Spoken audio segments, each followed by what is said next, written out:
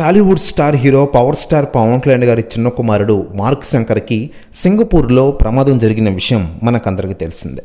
మరో 3 రోజుల పాటు హాస్పిటల్లో చికిత్స అందిస్తామని వైద్యులు తెలిపిన విషయం తెలిసిందే. అయితే తాజాగా 3 రోజులు గడిచిపోయాయి. ఇక తాజాగా మెగాస్టార్ చిరంజీవి గారు సోషల్ మీడియా వేదికగా ఒక పోస్ట్ చేశారు.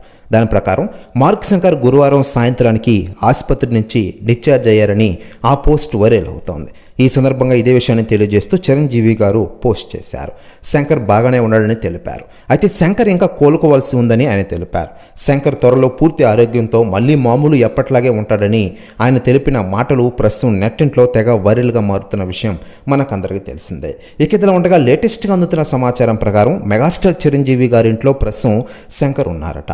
తాజాగా మార్క్ శంకర్ని చూడగానే ఇప్పటికే చాలామంది కుటుంబ సభ్యులు వస్తూ ఉన్నారట. తాజాగా చిరంజీవి గారి ఇంట్లో ఉన్న మార్క్ శంకర్ని చూడడానికి స్టైల్ స్టార్ అల్లు అర్జున్ గారు అలాగే స్నేహారెడ్డి గారు ఇద్దరు వచ్చారట.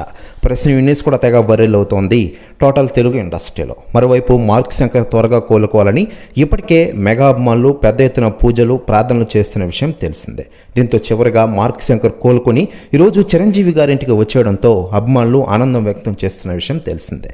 మార్క్ శంకర్ ఇంకా త్వరగా కోలుకోవాలని వాళ్ళు ఇంకా ప్రార్థనలు సైతం చేస్తూ ఉన్నారట.